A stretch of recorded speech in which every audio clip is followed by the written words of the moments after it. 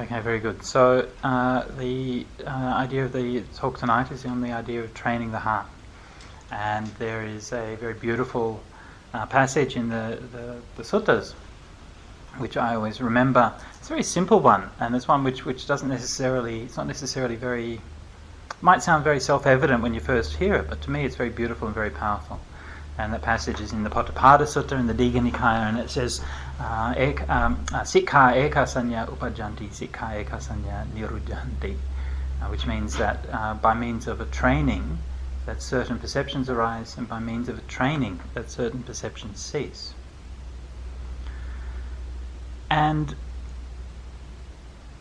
this statement or this idea is absolutely key to Buddhist teachings, Buddhist practice, and it's one thing which I think marks off Buddhism as a religion or as a philosophy from the kind of theistic or salvation orientated religions which are more common in the world, I guess. So in most religions we have this idea that we're going to be saved, right? And I remember the very first interfaith dialogue that I did when I was at Wat Nanachat. I'd only been there for a few weeks, and there was this Christian group who was visiting there, and we had this very nice talk about Buddhism and Christianity and the similarities and differences. And then at the end of it, the lady who was leading the Christian group said, well, at the end I think we're pretty much the same because we both think that somebody's going to come and save us. And we were like, hang on. Right? But it was interesting kind of moment because, it's obviously completely opposite to what the Buddha taught and to everything we've been talking about. But that mindset of thinking, that's what we're going to be doing, it was so ingrained that she couldn't actually hear any other way of doing it. But this is really very, very powerful and very important in Buddhism. There's a lovely sutta in the Sutta Nipata where the Buddha says, I am not able to save you. I'm not able to carry somebody across, but you, by making your own effort, can cross the stream of suffering. Right? So this is a very, very powerful teaching, and it's a very empowering teaching, right? I mean, on the one hand, it's kind of challenging, right? You can't get to say, I just sort of give up and let somebody come and save me, right? So it's quite, in that way, it's kind of demanding. We actually have to do something about it. But it's also very empowering. And the Buddha said, another one of my favourite sayings that the Buddha said was that he would not ask us to do it if it were not possible. Right? It is possible to abandon what is unwholesome. If it were not possible, I would not ask you. It is possible to develop what is wholesome. If it were not possible, I would not ask you to do it. And when we think about the Dhamma, we think about what we're practicing here, that is the most empowering thing. It's very easy, like in Buddhism we have this very kind of it's a very exalted philosophy, right? We think of the Buddha as being like almost superhuman, the things that he could do, his wisdom. And we think of all of the wonderful practitioners, and there's, in Buddhist circles there's so many amazing stories about meditators who can, do all of these psychic powers or can raise and change their body heat and go into meditation for long periods of time and all of this kind of stuff, and that's all amazing, right? But it can also be distancing, right? It's like, those people are over there and I'm just over here, right? And I'm still just struggling to deal with greed, hatred and delusion in my own mind, right? Right? So I'm very far from being an advanced practitioner like that. But what you're doing in struggling with greed, hatred and delusion in your own mind, that is the practice. In fact, that is the only practice. Right? That is all there is to Buddhism, is overcoming greed, hatred and delusion. The ending of greed, hatred and delusion is Nibbana. Right? And the way to do that is not by there's nothing special about it, there's no trick, there's no secret, okay? It's just recognizing and being mindful. Where is that greed, hatred and delusion? When does it arise? And how do I let go of it? That's all there is to it. So this is something that each person here has already done many times. Right? You've all had greed of one sort or another countless times, and many times you've gone under the sway of that greed, right? And you've followed it along, right? But also many times you've said, hang on, no, maybe I should share this food instead of eating it all myself, right? Maybe I should be generous instead of attaching to things, right? The same thing with hatred. Many times we've all had hatred, we've all had anger, and many times we've gone under the sway of that, right? We've acted, said harsh words, done nasty things to try to hurt people, right? But also many times we haven't done that. Many times we've restrained ourselves, we've recognized what's going on, and we've learned how to let go of that anger, right? And many times also we've gone under the sway of delusion, right? We've been confused, we haven't understood what's going on, right? We've lied to ourselves about what our motivations are, about what we're doing. But also many times we've had wisdom, and many times we've actually recognized what the truth is, and many times we've acted in accordance with the truth and in accordance with wisdom. So those things which are the essence of the Buddhist practice are things which every person here has done on countless occasions. It's not anything exotic, it's nothing unusual, it's nothing strange. You don't need a savior, right? You don't need me to save you. There's no monk, no nun, there's no cosmic Buddha that's going to come and save you. Getting amulets or relics or Buddha images, or getting some certificate of enlightenment, or getting a blessing, or getting a empowerment, or all of those things are all completely irrelevant. The only thing that matters is whether you can abandon greed, hatred and delusion or not. And so this is that training that the Buddha taught. And what the Buddha means by training, essentially, is just doing things again and again. Basically, that's all. Right? So by means of a training, certain perceptions arise. By means of training, certain perceptions cease. Right? So the more we act out of greed, then the more we're amplifying that tendency. The more we act out of hatred, the more we're amplifying that tendency. The more we act out of delusion, the more we're amplifying that tendency. And again, with the opposites, the more we act out of letting go, the more we act out of loving kindness, the more we act out of wisdom, then the more we are amplifying those tendencies. That's all that the training means. Right? So this is how we practice Dhamma. Now, the Noble Eightfold Path, the Buddha taught, is a kind of a more detailed explanation of that same thing. So the Eightfold Path and all the different teachings on meditations and different kinds of things that the Buddha taught, these are all giving us different perspectives, different approaches, different frameworks that's going to be helpful for identifying and practicing those things in different ways or in different contexts. But basically, it's all the same thing. Right? It's all about recognizing greed, hatred and delusion and being able to let go of it. Okay, so when it comes to meditation, this is what is the key to understanding meditation. It's not about finding the right meditation method or finding the ideal place to meditate or finding the right time of day to meditate or the right kind of meditation cushion or anything like that. Okay, meditation, the success in meditation is your ability to be able to let go of greed, hatred and delusion. And so what we do when we meditate is we do that on a more subtle level. Okay? Now, outside of meditation we do the same thing, but we do it at a more coarse level. So when you're driving on your way here, maybe you get stuck in a traffic jam and you want to yell at the guy in the car next to you and you restrain yourself from yelling at them. Okay?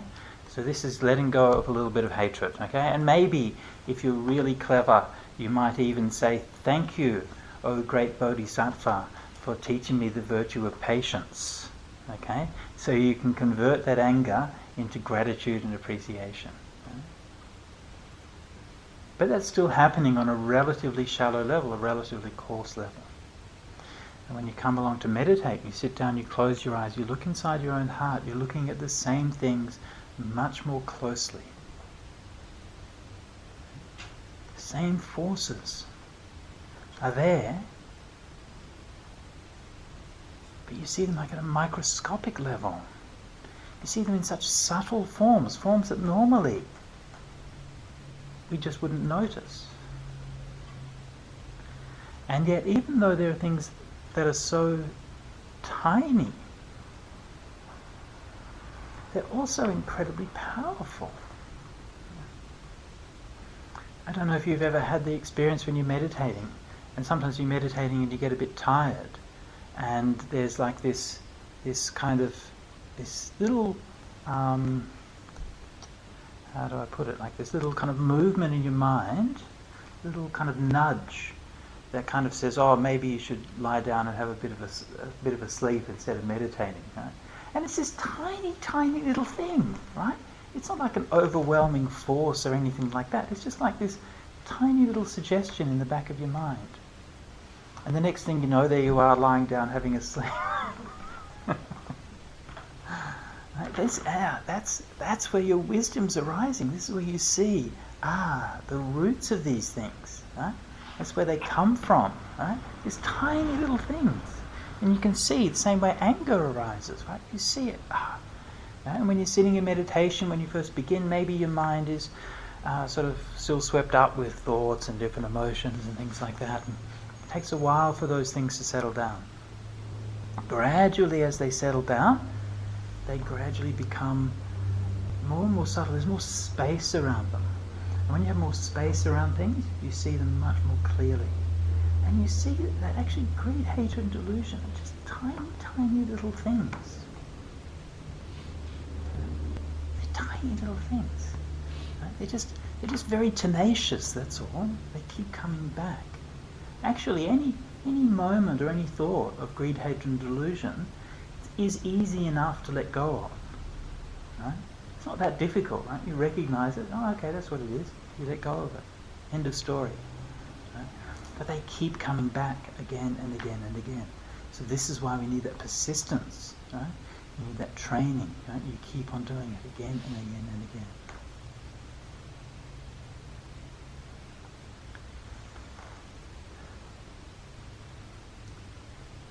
So this way of practicing, of conditioning your mind, is that you're conditioning your mind away from those things that create suffering and towards those things that create happiness.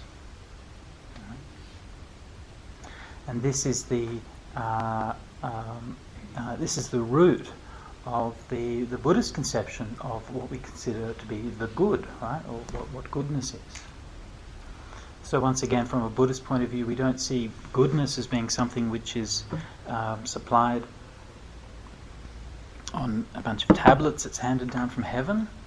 Goodness is not something which is ingrained in the universe, right? There's no fundamental quality in the universe which is goodness or badness, right? But what's good and what's bad is what leads to happiness or what leads to suffering. So when we do those things which are on the side of letting go, on the side of loving kindness, on the side of wisdom, they'll lead to happiness. When we do those other things, they'll lead to suffering. That's all. So when we look at it in that way, then we see that the good and bad are not things that we should be judgmental about. In Buddhist texts and translations, we have this word called papa, which is often translated as evil. And I had a friend of mine a number of years ago, as a monk, and he began a new monastery. And the name of the monastery road was Paparata Road. And because he didn't know Pali, so he asked me, oh, what does Paparata, it sounds like a Pali word, what does it mean in Pali? I said, Venerable, you're not going to like this, but it means lover of evil. Oh, well, there you go. Sometimes these things work out, sometimes not so much. So you have this word papa, which sometimes we translate as evil, but it doesn't really mean evil. Like, evil has something which is, it has this kind of core kind of malice. It's something which is like just inherently wrong, right? It's a distortion of reality. There's something, there's this huge kind of judgment And there's something implacable and unchangeable about the idea of evil. It just is. It's like this force in the world. But papa doesn't mean anything even vaguely like that, right? So papa just means those things that tend to lead to suffering. That's all, right? So there's no kind of judgmental. There's nothing judgmental about it. There's nothing, in a sense, you could say there's nothing right and wrong about it, right? And you could even say we could do away with the concepts of right and wrong in Buddhism, right? You say, well, what are those things that lead to suffering? What are those things that lead to happiness? That's all. And that's what we call good. We call good is those things that lead to happiness, and we use the word bad to call those things that lead to suffering. And that's all. So if you want to do those things, fine. Whatever. I'm not here. People say to me, "Oh, can I do this or can I do that?" I say, Who appointed me as the teller of what to do, right? I'm not here to tell you what to do.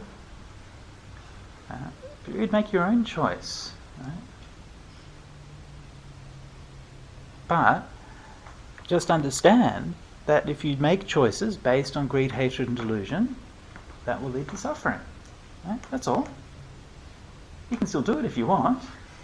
Please, go ahead. Right? Okay, I mean, so in Buddhism, we'd only want to restrict that really if you're going to cause suffering for others, right? So if you're going to do something which is going to harm others or injure them, then of course, then that needs to be checked. But in terms of what you do with your own life, it's your choice. So it's not up to us to enforce that or to be telling you what you should do or what you shouldn't do.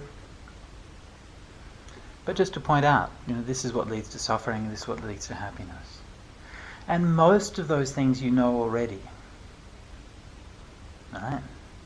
I mean, most people actually they actually know that making lots of money isn't going to lead to happiness. Right? I mean, it's pretty obvious, really. Right? Most people know that living a life which is full of love is going to lead to more happiness than living a life where you're going around being angry and hating everybody. It's not rocket science. So what we need is that support and that encouragement to be able to recognize that and to keep on doing it. And especially, I think, the important thing is to have the empowerment to know that you can do it. And so this is something which you find is very, very characteristic in the Buddha's teachings. When people would ask him, can I do this or should I do that? Then he would never say you should do this, you should do that. He would say, well, if you do this, this is the result. I was talking with, we did some sutta classes a few weeks ago with some people from Singapore. And we were talking about this, and I talked about the difference in the blessing chants in Buddhism. And we were talking about the difference between earlier and later texts in Buddhism. And there's a very interesting difference in the blessing chants. Like if you listen to what the monks chant, then usually at mealtime and other occasions, the monks or the nuns will do some chants for blessing. And one of the most famous ones, Bhavatu Sabba Mangalang Rakhantu Sabba Devata, and so on. And I pointed out that there's a very interesting difference which you can tell in those blessing chants to be able to know which one is early and which one is late, which one was taught by the Buddha and which one was late at that time. It's very easy to tell, and the difference is tu and ti. Right? If you hear a tu in the chanting, then it must be a later one. If you hear a ti, then it's an earlier one. Right?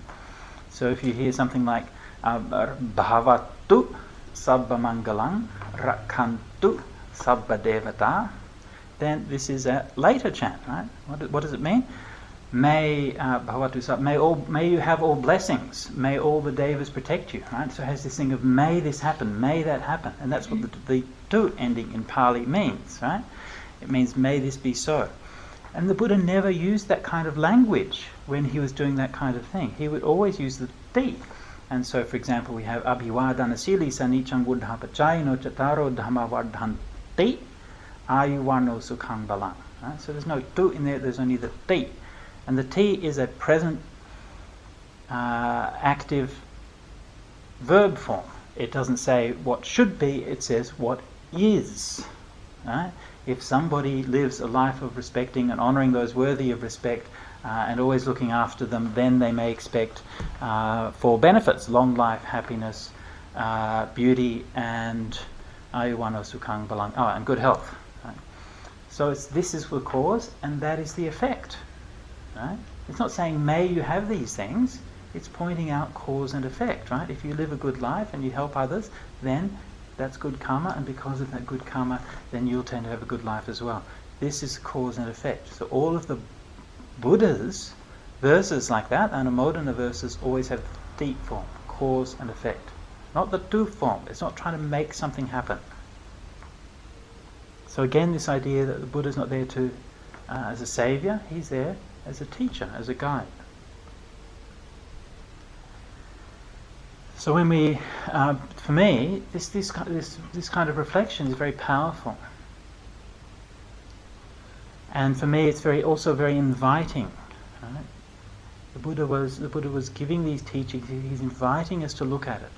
This characteristic of the Dhamma is called ehipasiko, right? Inviting inspection. Come and see. So you try it out and you see. You train your heart and you see. You try meditating and you see. Right? You see what it's like if you have greed in your mind. You see what it's like if you don't have greed in your mind. What is it like? You look at it, you investigate, you understand. Right? And it's only your understanding that's going to help you. Okay? Nobody else's. Somebody once came to Ajahn Chah, was the teacher of my lineage. Someone came to his monastery once and they asked him, it's a very famous story, they asked him, do you teach your disciples by reading their minds? Right? So does he sit up there and read everybody's minds? Okay, you need to be doing this kind of meditation, right? So this is what a lot of people want, right? So they want to go and find some great teacher and read their mind and tell them, oh, you do this, and then you get like, oh, you need to do this kind of meditation. This is what you did in your past lives, so if you do that, you'll go really fast in your meditation. Right? And Ajahn Chah's response, he says, here at my monastery, we learn how to read our own minds. Right? We learn how to read our own minds. It's not Ajahn Chah's job to tell you what to think. Right? It's not my job to tell you how to meditate. Okay? You figure that out for yourself. Okay? We give some guidance, we give the help that we have, but you have to understand it for yourself. So this is what that idea of training the heart is all about. When we take up spiritual practice, then I think it's quite natural that we want to find, it seems that there's a strong need or strong tendency for us to fixate or to project and to create some kind of guru worship. People think, oh, so-and-so is so wonderful, so-and-so is so great. And that's okay, right? That can help us. But it can also be a great hindrance. Right? If you are not able to be independent of your teacher, if you're not able to have a different opinion from your teacher, there's something that's very wrong. And that's something which I really like living at the moment. I'm living in Bodhinyana Monastery, and one of the things I really like about being there is that you can disagree with Ajahn Brahm, and it's okay, right? It's all right. In fact, I sit in between Ajahn Brahm and Ajahn Brahmali, and Ajahn Brahmali has been there for many years now. He's been there for about 20 years. And sometimes it's like listening to a bickering married couple, right? Oh, we're going to put the heart on that side of it. Oh, you can't put it on that side because of blah, blah, blah, and they're back and forth and so on. And it's very nice because Ajahn Brahmali is not, they have incredible love and respect for each other, but they're quite happy to disagree, right? And it's quite okay. And that's, to me, that's a mature relationship, right? If you're in a spiritual context where you can't have a different opinion, where there's something wrong with you if you have a different opinion, right? Then to me there's something very unhealthy about that. Right? You should have different opinions, right? And you should be able to express those different opinions, right? So if there's anything that I've said this evening that you don't like, good. You don't agree with me? Good. please go away and say, oh, Bhante Sujato said this, but I think he's wrong because of this and this. Right? Good. Right? You don't have to be ashamed of that. That's what I want. We did a Karma and Rebirth course here a few weeks ago, and one of the stories, someone told one of the stories of a child who was apparently able to recollect her past life. But one of the students thought there were a couple of details in the story that didn't ring quite true, so she went afterwards, and she's got a background in history studies, and she went and looked, and this was a girl who was born in England in a particular village in the late 19th century, and she went and she looked up the historical records, births and deaths records, birth certificates, death certificates, and she figured out, no, there wasn't anybody of that name born at that time, and she actually went and investigated. I was like, oh my God, I've been teaching Dhamma for like nearly 20 years now, and I think that's almost the first time that anyone's actually gone and investigated something. It's probably not true, but it's a fairly rare occurrence. Right? And she went away and she actually tested it and said, "Oh no, it doesn't actually fit the facts." So it doesn't mean the story's wrong. It just means that it's not as clear cut as we thought it was, right? So that's really what we're trying to see in students, in practitioners. We don't want people to just sort of go, mindlessly kind of mouthing, this is what so and so says, this is what so and so says. Fine, you learn from what I say, learn from what other teachers say, and so on. Discuss it among yourself, and you can't make up your own mind. Right? I don't imagine that my truth is going to be the same for all of you. In fact, that is completely absurd. One of the things that I really notice when I'm teaching retreats, right? You teach a retreat and it's very weird, right? You do I'll give like one Dhamma talk, right? So there's one set of words coming out of here. A set of words which I think have a fairly clear meaning, okay? I think what I'm saying makes sense and is not too difficult to understand. And yet if there's 30 people on the retreat, there's like 30 different sets of words go into the ears. And they all come away with completely different things. And they meditate in completely different ways. If you give one set of meditation instruction, not completely different ways, right? But everyone has their own take on it. And they'll come and they'll all tell you, and all of their experiences are so different, right? And after a while you realise that this idea that somehow you can have like one meditation method and everyone's doing the same meditation method is just nonsense, right? It never happens, right? Everybody is practicing in their own way. Everyone's finding their own path. Right? Maybe as the meditation gets deeper, as you get closer to deep states of samadhi or something, it might sort of converge. It becomes more similar. But certainly when we start out, we're starting out from such different places. Right? So this is our journey, is to try to discover this and to just try to do a little bit better next time. That's all. Not to try to get it perfect, but to try to get it a little bit better.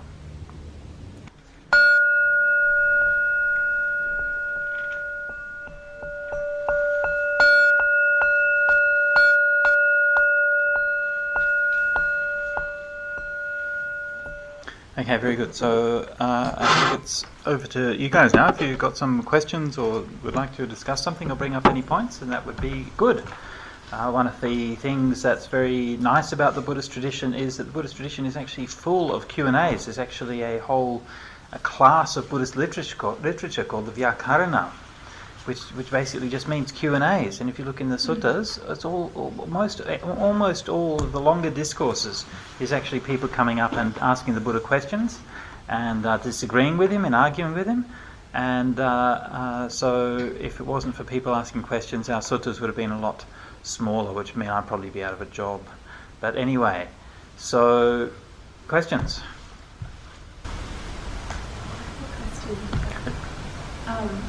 I was just wondering, I was reading something by Aya Hema, in which she said that she was talking about training the heart and saying that when the heart is trained, you learn to love all beings unconditionally, not because they deserve it, but because you can't help it. Mm-hmm. And I thought that was a really interesting idea, this idea of not being able to help, but love people regards whether they deserve it or not. Right. And I was just wondering whether you could explain that onto you. Yeah, that's a nice idea, isn't it? Yeah, I mean, that's what unconditional means, isn't it? Right?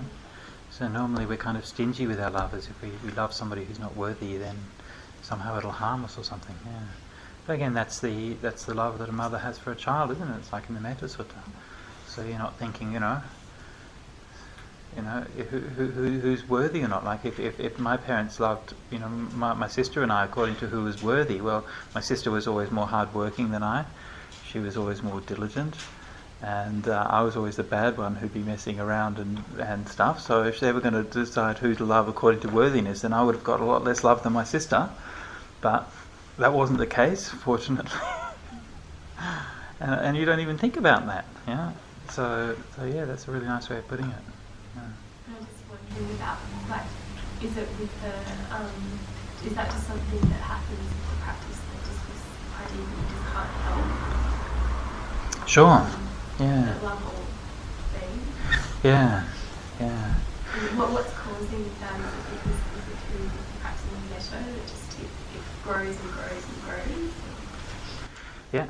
And I mean that's where the concept of the hindrances, right, is relevant, because the idea of the hindrances, right, the 5 hindrances are what hinder, they block, they obstruct. Right? And so when the hindrances are not there, or when they're very quiet, then the mind isn't obstructed. So this again, it's just part of how the nature of the mind works. Yeah, the mind's always conditioned. So if the hindrances are there, that's what they're blocking. They're blocking you from loving as much as you could. They're blocking you from being as compassionate as you might be. They're blocking you from being as wise as you might be. So they're always there, and they're always undermining these things. So when you meditate and you get rid of those hindrances, that's just what happens. Everything's unblocked. So that's the underlying nature of the mind that is just that you would normally just have that nature of that pure, like unconditional love, and it's only the hindrances that are blocking that, rather than just the idea of like growing something that's not there. I don't like the idea of the kind of they're like the mind having a kind of an underlying ontological nature. It's not like there's this thing which is there which is being blocked, right? It's just about conditions. Like if the conditions are there for it to have that, then they will have it. If not, then it won't. I have a question, and that's a lot more human related, but it is related to about trying to open up our hearts and being compassionate. How do you try to do that when it's with perhaps people in your lives that maybe you really don't like, or that really challenge you to perhaps be compassionate? Is it about just trying to be compassionate and then doing it, but almost forcing yourself to do it? Because sometimes the whole practice is to calm our hearts and to just be still and just be easy and take life kind of easier. But sometimes being compassionate to another person, it might be as small as like personality changes. You're like, why? This person is so annoying. And is it about like really just opening your heart to trying to be compassionate, and is it about maybe targeting specific people in your lives that you find the most challenging to really test yourself about opening your heart to go, well, this is what it's going to take, and you should really try and achieve those objectives or those blockages?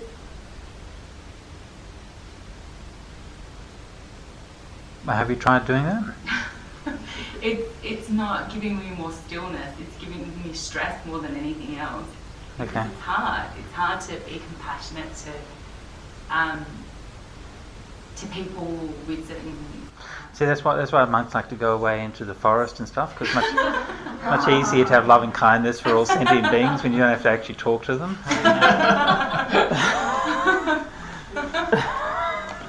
And it's really difficult because it's not sustainable. Like, I can't do this. It's too hard. Yeah, I know. So in some ways, okay. I mean, just to talk on a practical level, you have to do what you can, right? And you have to sort of focus your energies, yeah. And in a way, you have to choose your battles, Okay, so on the one hand you have this idea that you have to, of course, being able to love everyone is great, but then, where do we start, right? And so if you can have that feeling of love or kindness towards one more person than you do right now, then that's a good thing. Yeah?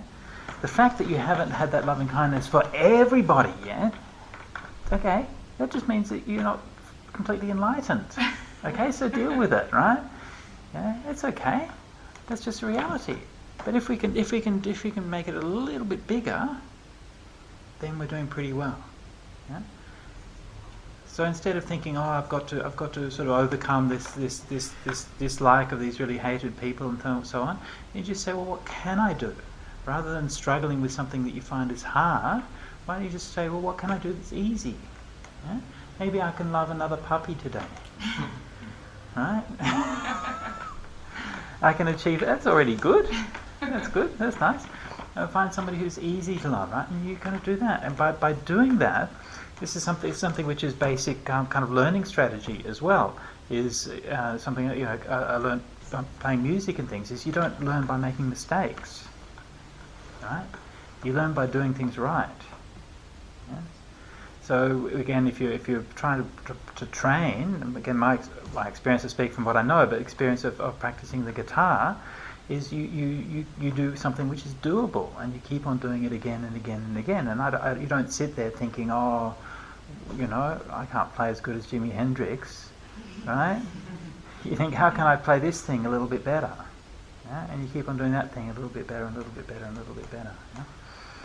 And so then when you get really kind of annoyed and pissed off with people, and you're like, what do you do, right? Well, in some cases, there's an interesting sutta, one of the most important suttas in the Pali Canon actually, is called the Sabhasava Sutta, all the defilements, Majjhima Nikaya number 2. But one of the reasons that that's interesting is because it gives you a whole bunch of different strategies for dealing with different kinds of defilements, okay? Some of them are defilements to be overcome by avoiding, okay?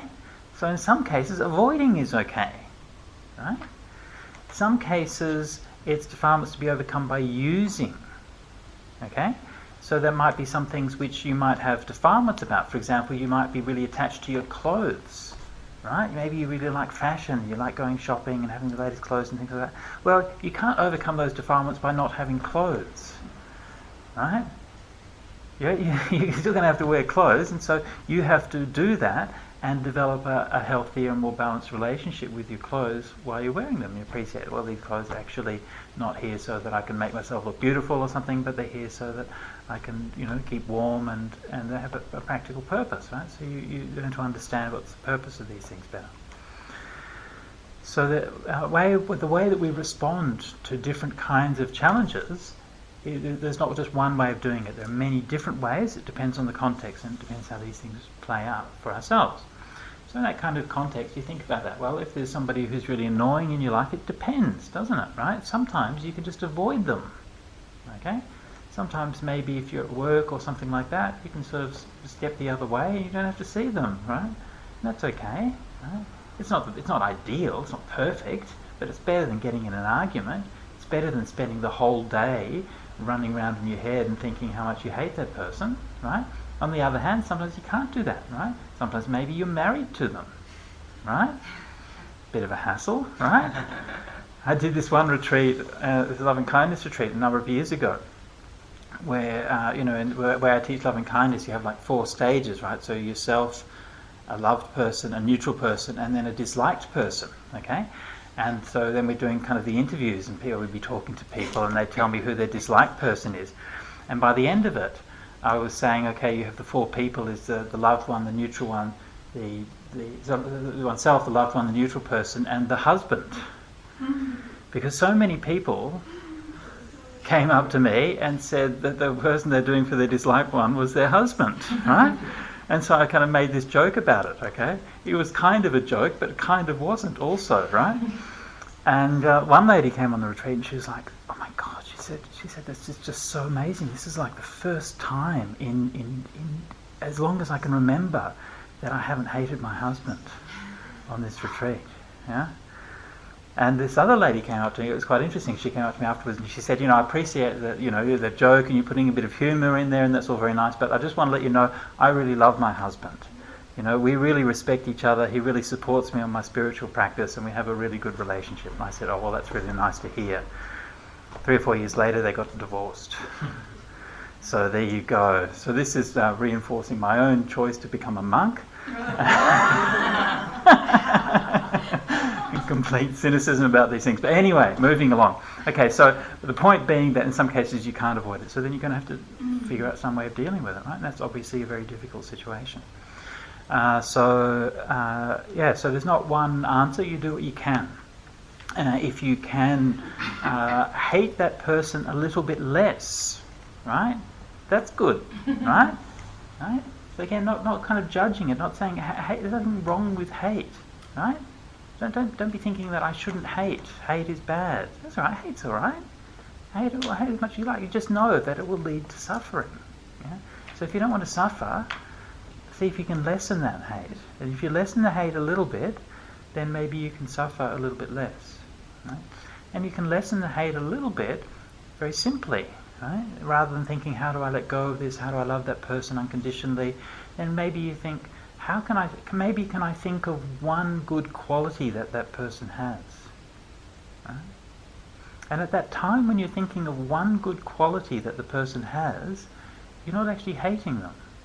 Right? And you're maybe hating them a little bit less. We had this interesting thing at a monastery I was at Bodhinyana many years ago. This was when I was first there in the late 90s. There was one fellow who used to come and stay there who was unbelievable. Okay, I mean, he had mental problems, right? So we all, we understand that. But God, he was so annoying. He was incredibly loud, right? Just loud and obnoxious and coarse and all of this kind of stuff all of the time. And all of the monks sort of couldn't stand him, And anyway, so he'd come and say, and he'd been kicked out of just about every monastery and Buddhist centre in Australia, right? One after the other, because people just couldn't stand him. Anyway, after being in the monastery and causing all of these problems and all of this hassle and so on, he went back home and then he wrote back a letter to Ajahn Brahm saying, could you please write me a reference for my job application? Right? So all of the monks were kind of laughing about this. Ajahn Brahm sat down and wrote a beautiful reference which was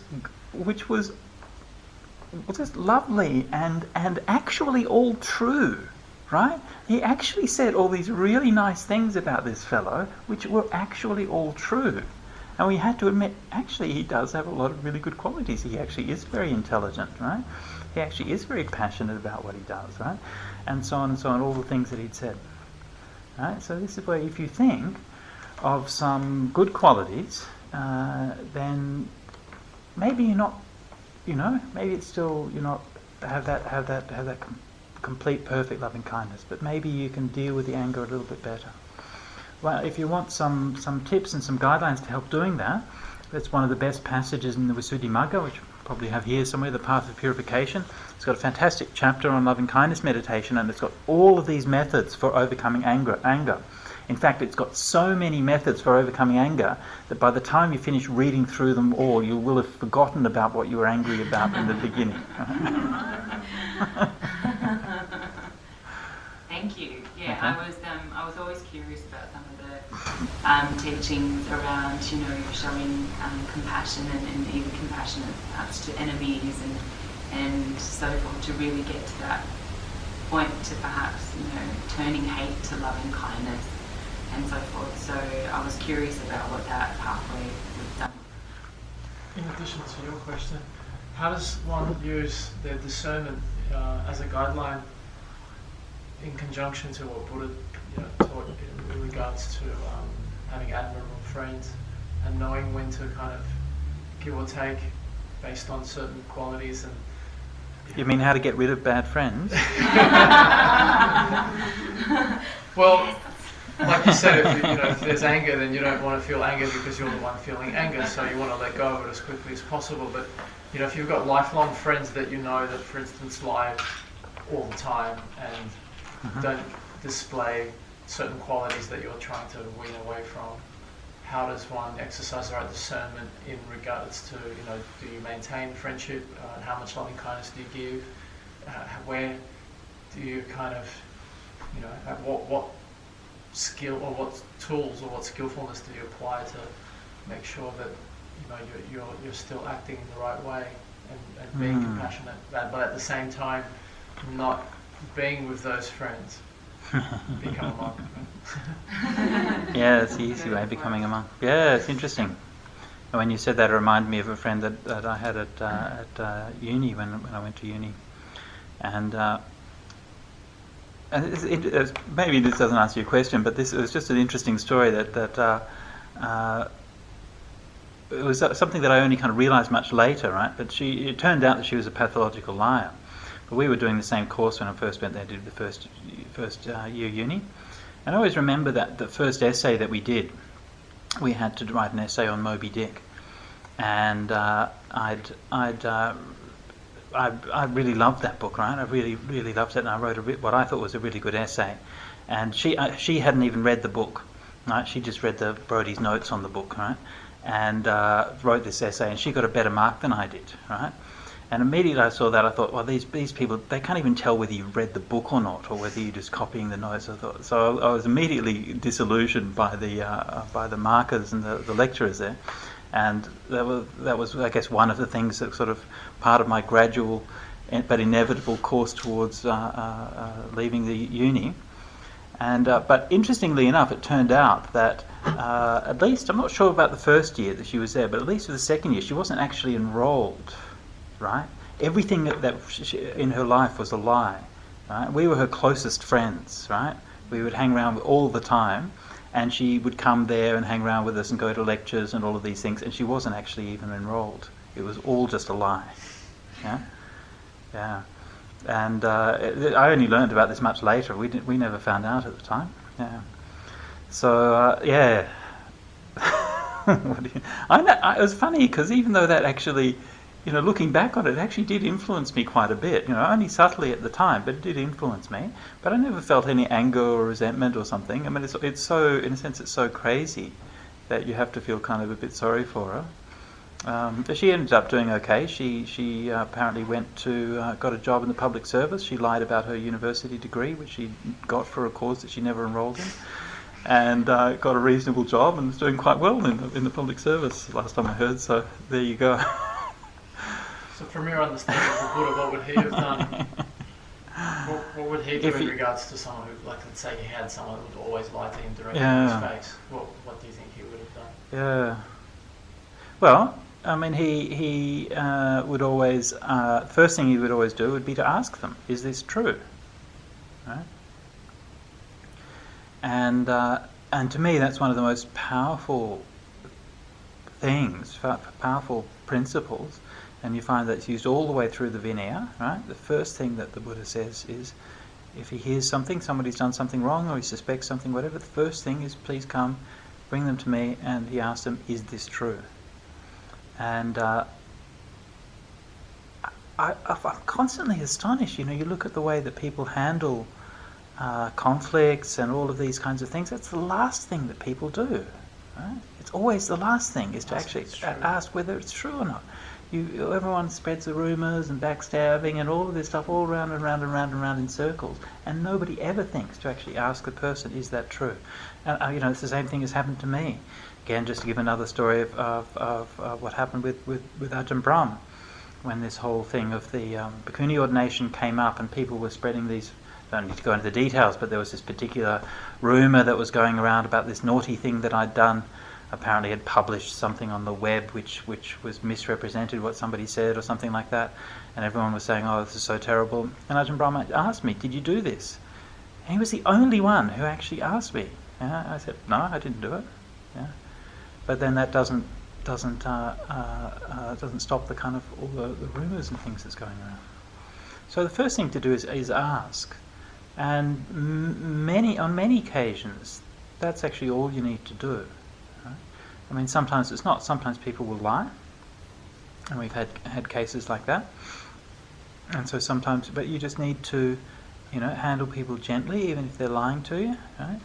If somebody's lying, then they have a reason for it. Right? There's something mixed up in their heads, right? There's some kind of fear that they have. There's some kind of loss that they have, right? Maybe they think that you're not going to like them. Maybe they think they're going to be abandoned, or they're going to be kicked out, or you won't talk to them, or you'll be angry or something. And so they have that fear. So rather than, getting angry with them or whatever, then you have compassion for the fear that they have. And you make sure that they feel safe. And you don't in most cases, obviously there are cases when you have to, but in most cases you don't press it too hard. Because even if you find the truth about that particular thing, then it's not going to help you in the future. The main thing you want to do in the future is just to keep that connection. And so somebody has to feel that there's a relationship of trust there. So it's a bit difficult to say anything more specific without going into specifics, but just generally just try to trust people a little bit more, and just ask them what happened, and you'll be surprised at how often people will tell you the truth. We had another case. I remember when I was at Santi many years ago, we had one young girl came and stayed with us. She was she would have been 18 or something like that, and she's like an angel. My God, this girl is she's like wafting around, but it's like her feet are like 2 feet above the ground, And she's so pure-hearted and so sweet and so delicate, right? It's just such a lovely person in every way, right? Turns out that she was very kind of badly bulimic, was stealing food from the kitchen and binging and vomiting it out and all of these kinds of things. And when she got found out, she was, somebody asked her about it, and she just flatly lied for days, until eventually she just broke down and started crying, and all the tears came out, and all of these things.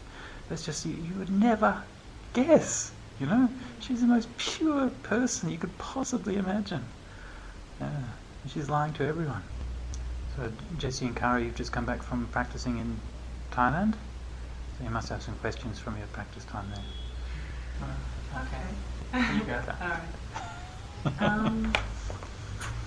Actually, when we first arrived, my meditation was okay, and I went and took a 2-week holiday with my sister to the islands and came back for 1 week, and the whole time I was just filled with anxiety that came from nowhere in particular.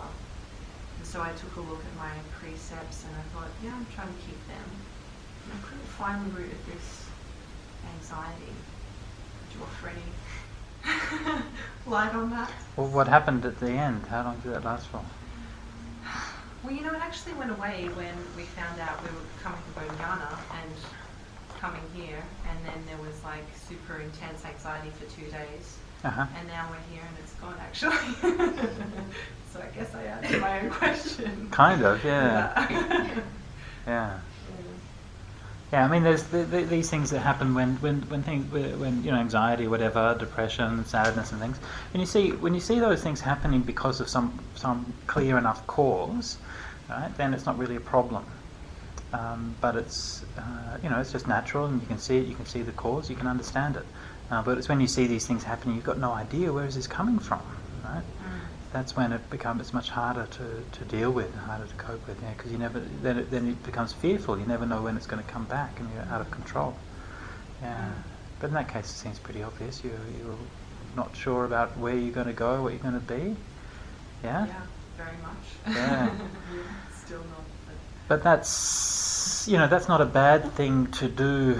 It's not a bad thing actually in Dhamma practice to have that kind of anxiety. Because it's essentially what it is. It's kind of exposing the myth of security that we have, right? And we think that everything is safe. There's a classic dialogue between the Buddha and this farmer at the beginning of the Sutta Nipata, and the farmer's saying, I'm really secure. I've got my lands and my house and my cattle and my family and everything. And so that's why I'm safe and secure. And the Buddha's saying, I don't have any lands, I don't have any cattle, I don't have any wealth, I don't have any family, and that's why I'm safe and secure. Yeah? That's the exact conversation I've had with my dad the last 4 days. Uh-huh. And there's been many discussions, and he's like, what about your future? What about your security? And he's 50 and in between contract jobs. I'm like, Dad, what about your future? What about your security? And he's like, you're giving up everything for a mirage. I'm like, you're the one in the mirage. That's exactly right. You Yeah. should read that discussion in the. Do you know the one I'm talking about? In the Sutta? Sutta Nipata. No, I don't know it. I'll get it for you later, but yeah, the first chapter is exactly that. Yeah, you can send it to your dad and say. I got the lecture too this morning. We've got him into meditation now, so we've planted the seeds. It's only a matter of time Yeah. before this. The best strategy, because this happens to me quite a lot, and especially with young people, especially I know young people from like Asian backgrounds, because their parents have a lot of expectations on them, and they say, "Oh, I want to be a monk or I want to be a nun," but my mother would kill herself if I ordained. Right? That's what people say. And so I say, okay, what's the solution? Easy. Grow your hair, drop out of uni, join a rock and roll band, and your parents will be delighted if you do anything else. I'm going to become a monk. Oh, fantastic! That's such a great idea.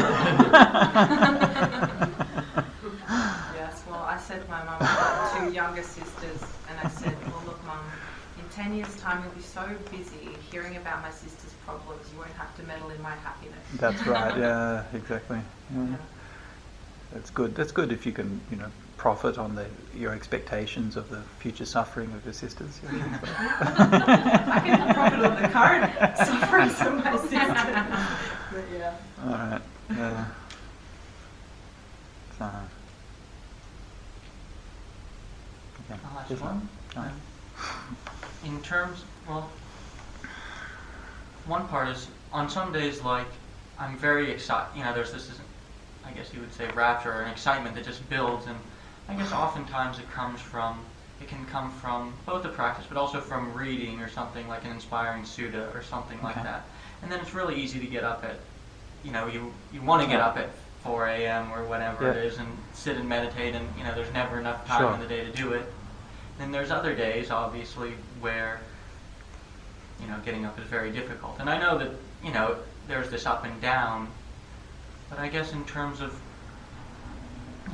working with that discernment and that management to find that inspiration through things, because I can also get too caught up in reading, where it's just sort of becomes an intellectual thing or whatever it might be. And yeah, I mean, I guess in this question there is some of that desire to build that to build and maintain that energy. I mean, I see that it's, even though you can't control it, so to speak, it's something you can create the causes and conditions for, so that it, like a little plant you're trying to grow up or something like that. Yeah. Well, the Dhamma practice, is kind of like marriage, right? You have true love and honeymoon and all of that kind of stuff, and it's all very exciting and wonderful and everything. Then a few years down the track, it gets very mundane. It's just like, oh yeah, it's another meditation retreat, yeah, whatever, and that's how the human mind is, right? It's not, you can't escape from it. That's how it is. So there's a very nice passage in the ordination procedure for Chinese monastics that's actually missing from the Pali procedure, but it says in the Chinese ordination procedure, it says something like, may you not lose the inspiration that brought you to seek ordination in the first place. And that was, I think, a really nice and a really interesting thing that was there, and I think that's come out of a lot of wisdom that people find. That's what happens, you join spiritual practice and it can be very exciting, it's really wonderful, so many amazing things. And then after a while, well, you've heard most of the amazing things, right? And you've seen all those teachers people were saying were so great. You've seen them, and yeah, they're pretty good. And you did that meditation, and gradually the newness of it and the excitement of it wears off. But of course, that's where your real spiritual practice starts. Right? It's not when everything's going your way and everything's new and exciting, but it's when you're starting to really integrate it and really settle into it for the long term and really see how is this going to work and how is it going to evolve. And if you don't have some kind of positive emotional connection, right, it's just not going to work, right? That's how life goes, right? So you have to have something that gives you some excitement, something that gives you some love, some interest, some passion in what you're doing in your Dhamma practice. And rarely, if ever, is meditation alone going to do that, right? And meditation, of course, is an important part of that, right? But meditation has its ups and downs, and sometimes you can meditate a lot and sometimes you can't, and all of that stuff. So you're going to have to find something else. Of course, that's why the Eightfold Path has 8 factors, right? It's not just about meditation. So in your livelihood, right? And we've talked about today about the good friendship and these kinds of things. And these are also things that's important to cultivate for the long term. You know, it's something I see a lot of times is with people, especially younger people who come to a practice, are very, very enthusiastic, and they come along and they want to give up everything and they just want to come and they do these very intensive retreats. And yeah, you do that for a few months and it's great. But then what happens, right? Yeah, that's what we see in our travels. I mean, we've been over the course of a year, and we both see the people who fail off to the side of it in the way you're talking about. Yeah. And like this last month has been the first period where I start to see, well, you know, of course I want to come and get teachings from you or Ajahn Brahm or whoever, but I see, well, okay, I read his book and I generally understand his instructions, and he could tell them to me and give me that specific advice or whatever, and I'm still going to have to go and sit and meditate. Yeah. And having whoever around isn't going to be the one. He can't meditate for me. He can't make my hour go faster or better or anything like that. I'm the only one who can sit through all of this. Yeah. And I just see, as a Westerner, and maybe Buddhism in general for anyone, that there's the opportunity, you know, to really dedicate your life to it.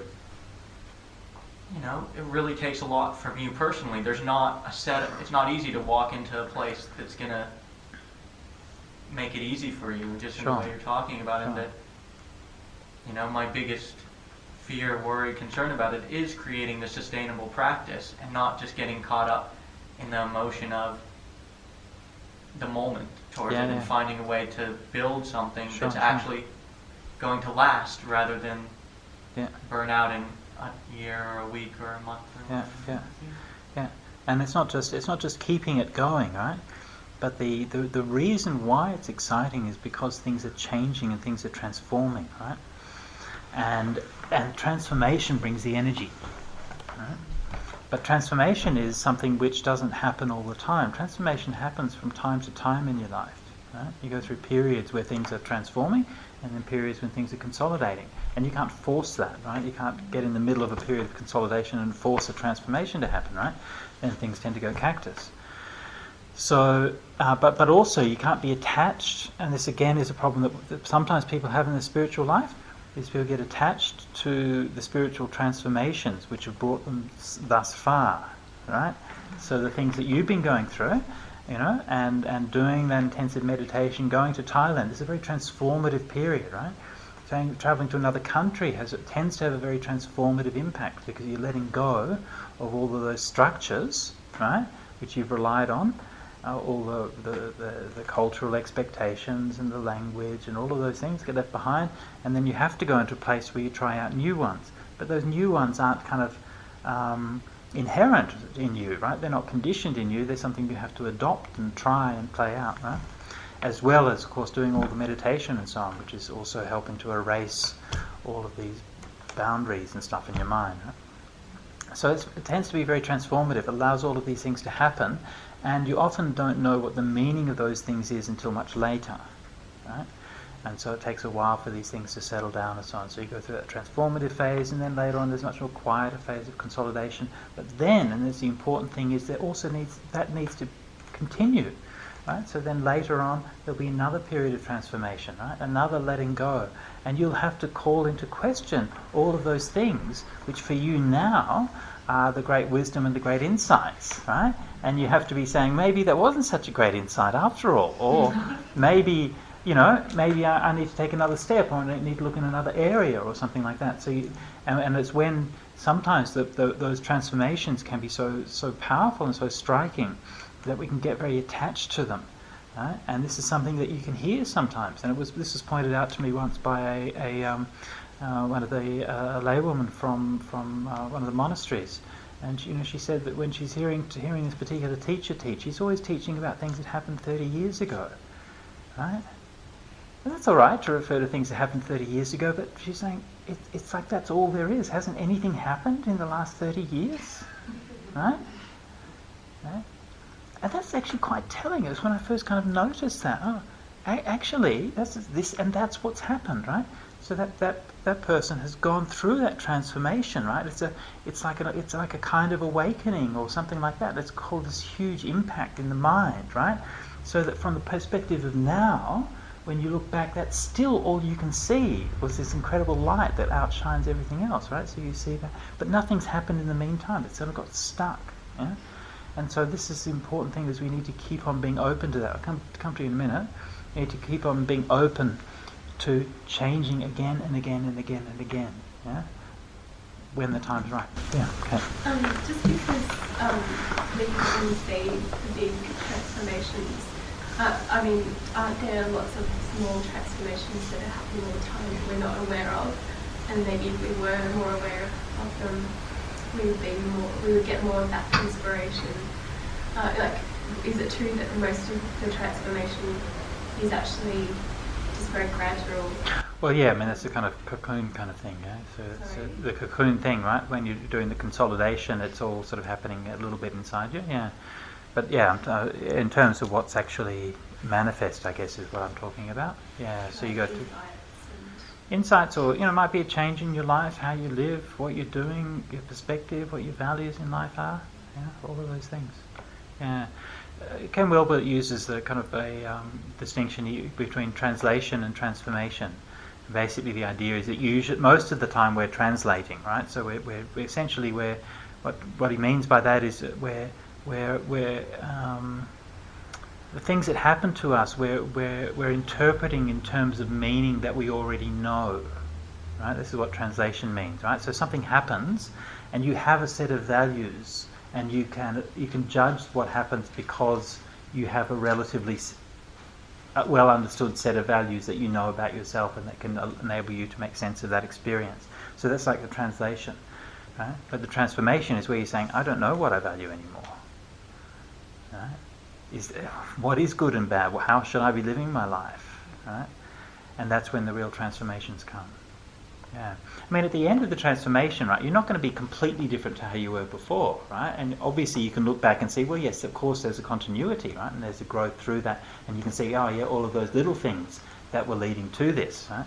But at the time, there's very much that feeling of openness. Is there a way of having transformations like what they were talking about, or is it just something that happens spontaneously? Well, I don't think you can force it. You can't make it happen. But I think you can recognise when it is the time.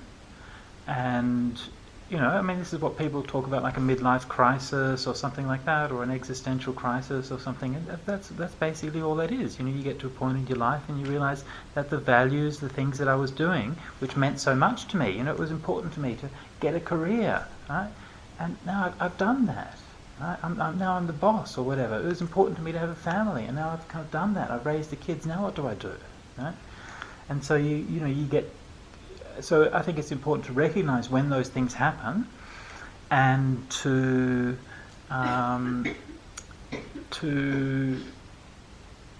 allow the process to go forward skillfully. Yeah. So I always encourage people to just shake. If those things happen, just shake them up. Shake yourself up. Yeah. As in to let go of those things that. Well, we had one of our regular supporters at Santi when I was there was Irene De Silva, who's a very kind of sweet lady who and she sort of reached retirement age, and she came and she's like, I don't know what to do. I'm not going to be working and so on anymore. And she's a very kind of gentle, kind kind of person. And I said, okay, you really want to know what you should do? I said, yes. I said, okay, buy a motorbike, put on a leather jacket, and take up smoking. Right? And she did actually get a leather jacket the next time she came to the monastery, so that was something, right? But this is the point, is that you can't know what you're going to do until you do something different, so you just have to challenge yourself. Traveling is a really good way. Maybe just quit your job or whatever. Yeah, you just have to see. Go on. Maybe one more question. Go on. Go. One more, go on. Do we have time for one more? Go on, one more, go on. Yeah, just in relation to this, like I've read some of the Thai forest books and things like this, and I don't know, sometimes it feels a little crazy and unrealistic in terms of, it's like, oh, I decided to become a monk, and so I lived in the forest and slept 2 hours and meditated 15 hours a day next to tigers until I got enlightened, right? Mm-hmm. And, yeah, I guess, I'm curious. I mean, maybe you could just, whether it's citing a source, something to explore, or just some of your experience of people who have been successful at this process you're describing and really made progress in a way that I can relate to, that, where I don't have to get a tiger or something like that. So I was talking to Bhante Buddharakkhita yesterday, saying, he has so much advantage running a monastery in Uganda. They got proper lions and elephants and stuff like that. We just got kangaroos here. There's nothing that scary. But this is specifically, I think, what the forest tradition really is about. It's about, in a way, revolutionising Buddhism so that Buddhist practice becomes transformative, right?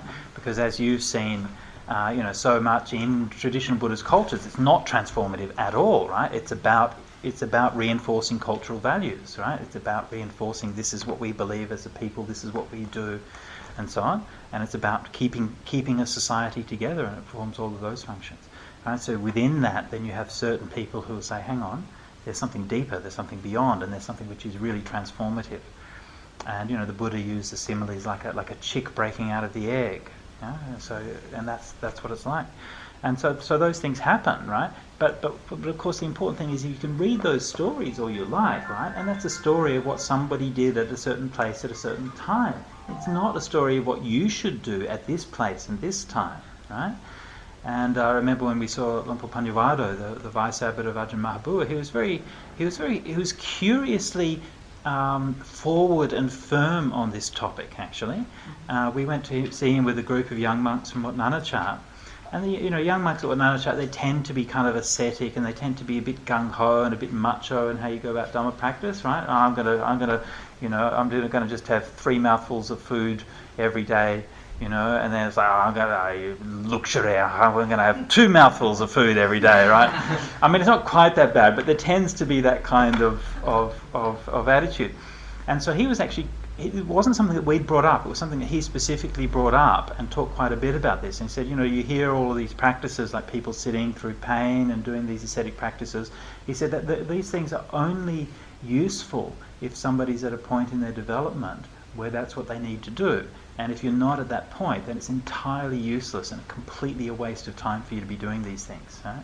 And it's only just following the defilements and following conceit and so on. So this is it's really important to recognise with those things that they happen at that time. And even if you look at the biographies of the different monks who practiced in the Thai forest tradition, like say Ajahn Chah or Ajahn Mahabua and other ones, then they also spent many years living in village monasteries. Ajahn Mahabua spent 3 years living in Bangkok studying Pali, and so on and so forth. It wasn't like that was all they did ever, right? They did actually different things at different periods in their lives. So, yeah. Yep. Okay. Yes? I'd like to thank Bhante for pointing out lots to do the middle way. There's on the soonest one is on Saturday. There's Buddhism in a Nutshell, which has a variety of speakers, and you have to. That's on Saturday, so a bit unusual, and you have to register on the website. And then next, who are the speakers? Do you know? There's Peter Kingsford, Teresa Ball, Simon Hilton, and Tina Nung. I only know those two. Okay. But I'm sure they're all very good. Of course. Why else would they be here? And then next Tuesday is the start of 2 talks by Yeshe Yes. Chodron. Thank you, children.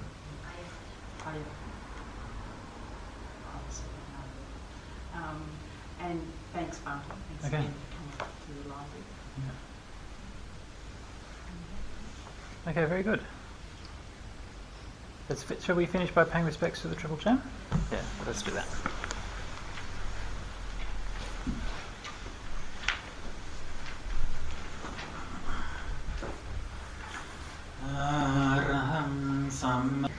So we should probably do some guided meditation at some point, or some meditation. So let me ask you guys what kind of meditation you want to do. These days I usually teach meditation by democracy.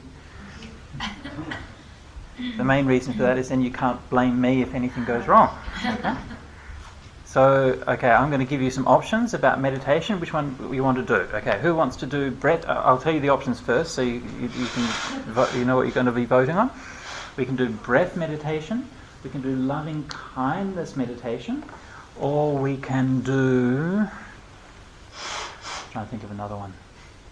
We can do skeleton meditation. Okay.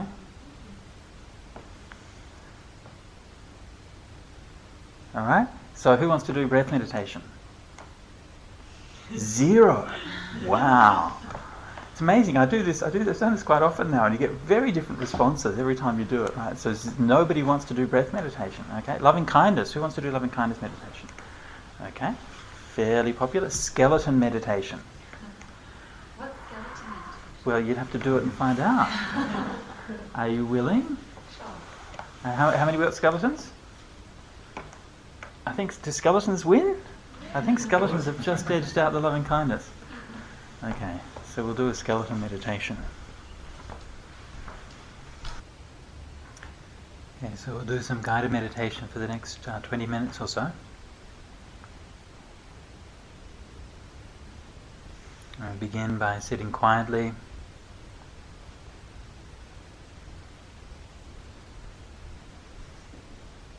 And letting your mind settle back into your body.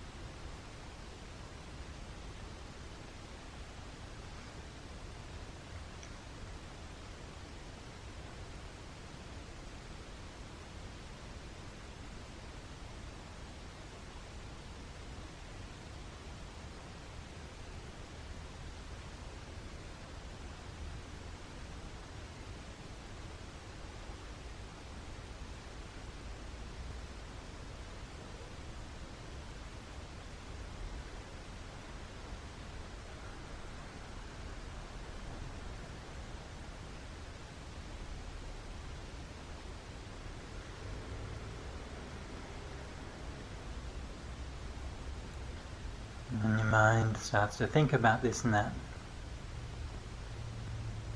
Just be aware of it. Accept it. Give it a bit of a hug. Oh, okay. That's what I care about. That's what interests me.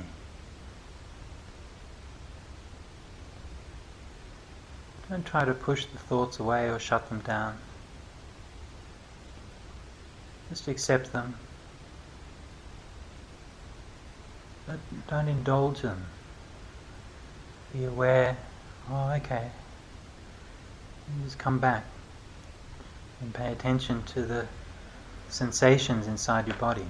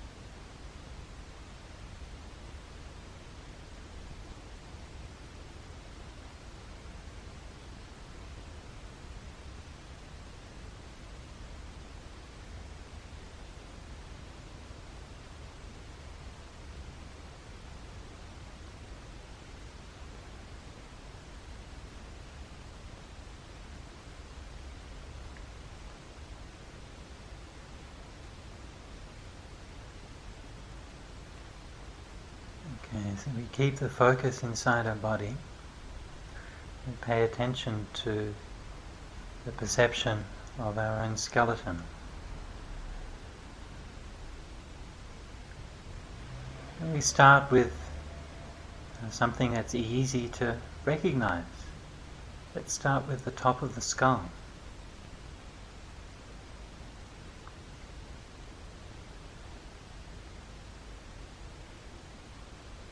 Focus your mind on that area.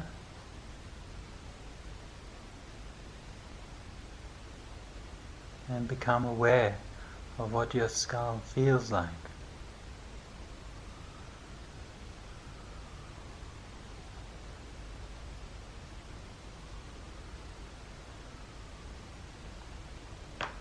And we both know that skull, we know that bone through the touch. You can feel the sensation of it inside there. And we also see it using the mind's eye, using our imagination. And we can see the colour, the off-white colour, the smooth surface, and inside of the bones, very complex honeycomb structure.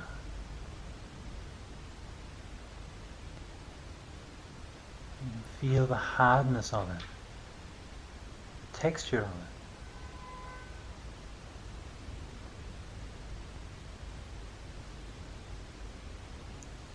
We've all seen many skulls before, we know what they look like.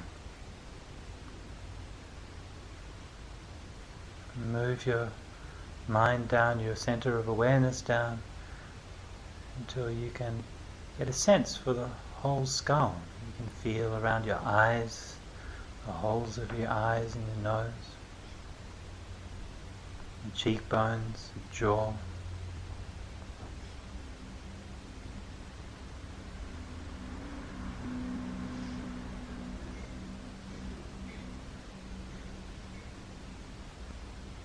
And this skull, which has been with us our whole life, which has been protecting us, it's so important, and yet we've never paid attention to it.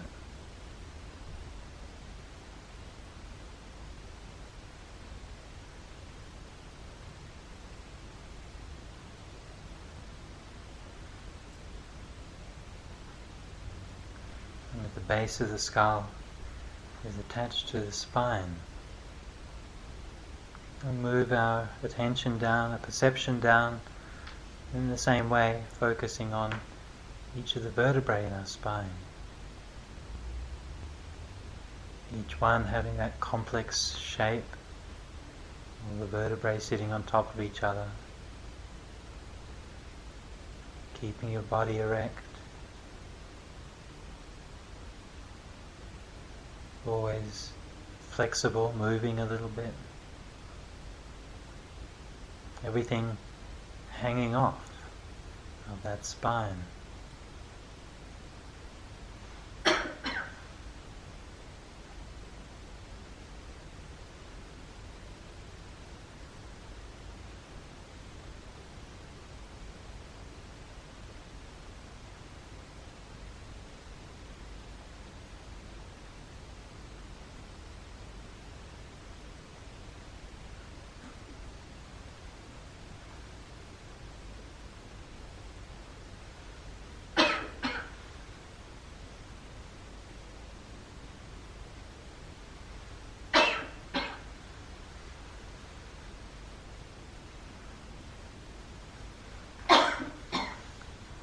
And pay attention to your shoulders, shoulder blades,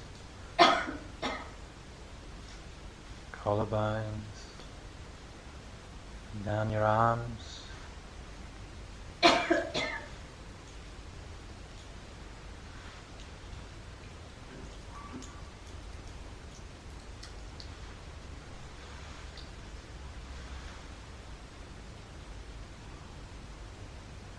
And just getting a clear perception of each of these parts. Same thing with your hands, all of the intricate little bones in your hands and fingers.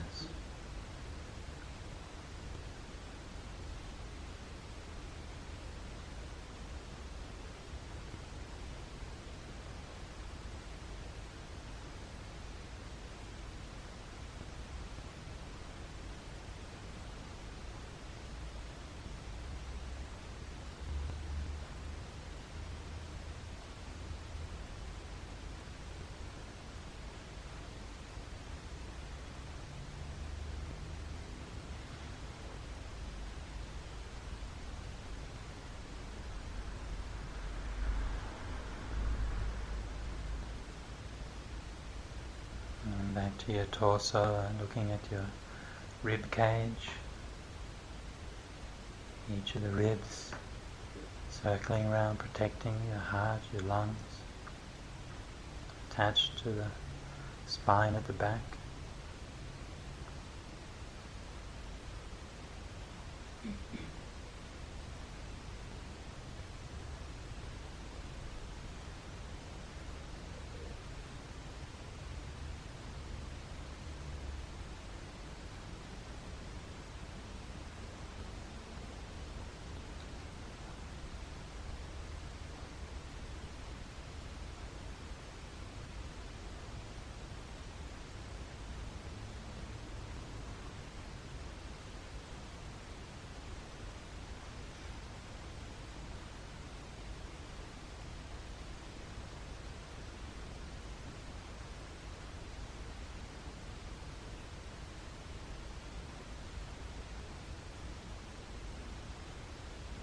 And then down to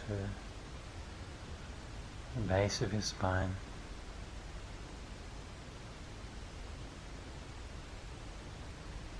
Your hip bone. Big, heavy bone, very strong.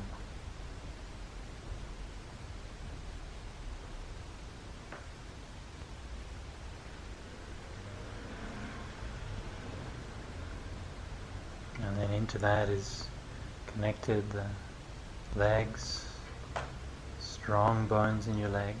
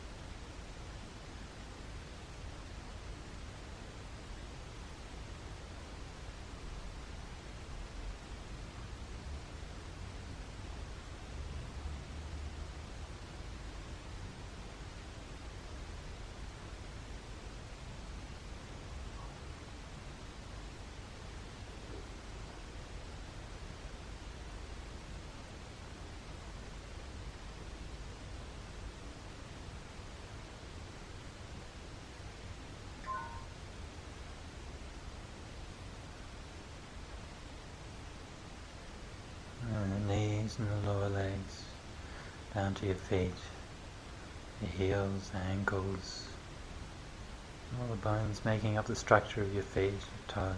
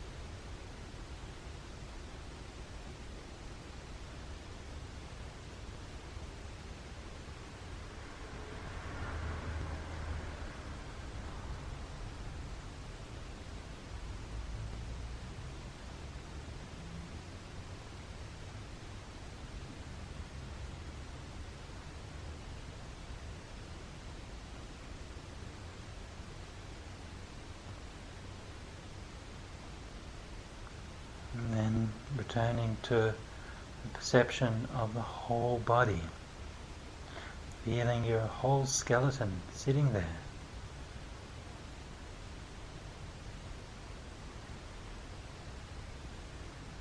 Again, keeping that image in the mind that's partly a feeling, partly a knowing what your skeleton feels like inside your body, and also partly a vision, partly an imagination, what your skeleton looks like.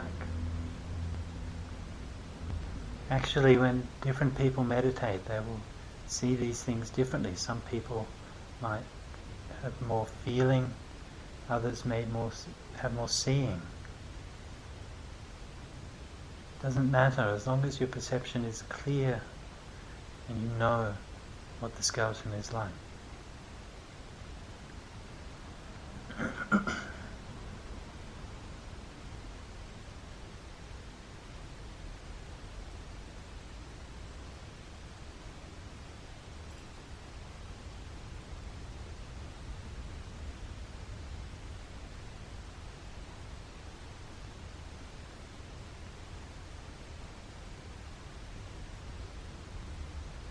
you have that perception of yourself sitting there, just a skeleton.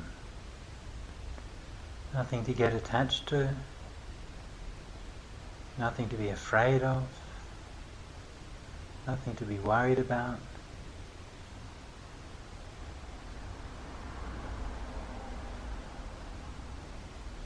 Actually, it's kind of fascinating, interesting to consider how your skeleton is, how it works, how all the parts fit together.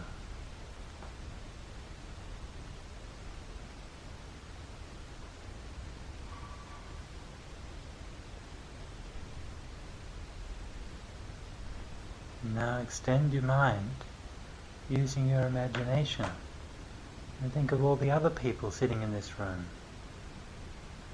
Everybody else, just like you, is sitting there with their skeleton inside them.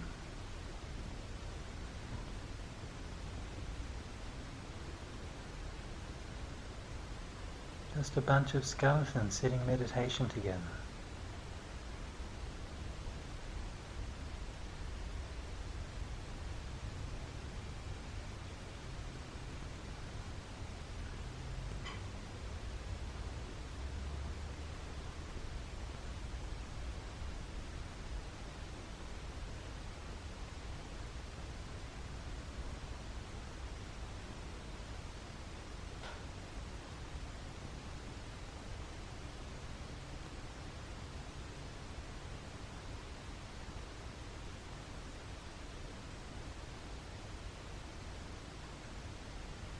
And if there's anyone in the room who you like, anyone who you dislike, anyone who you know, anyone who you've never met before, doesn't make any difference. It's just bones.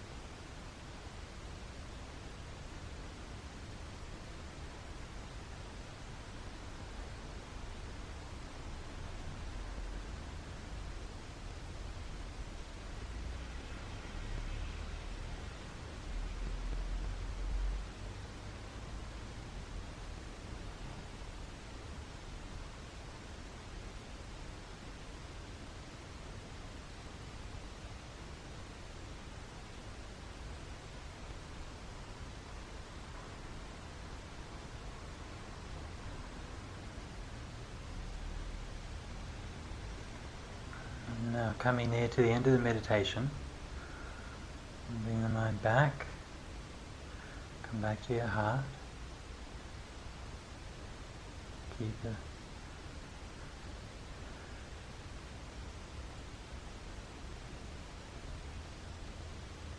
the mind inside yourself, inside your own body.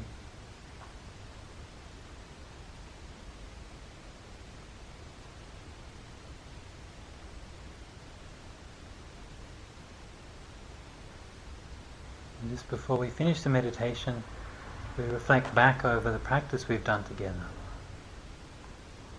What just happened?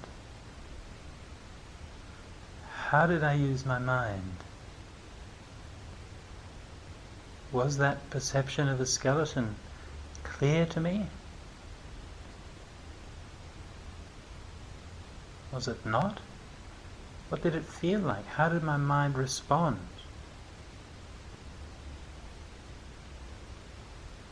Was there any emotion connected with that experience?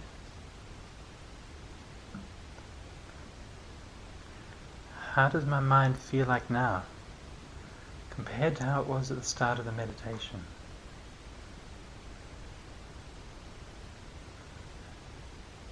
And finally, we can dedicate the merit of our practice. May all beings be happy, may all beings be well, may all beings realize awakening. So.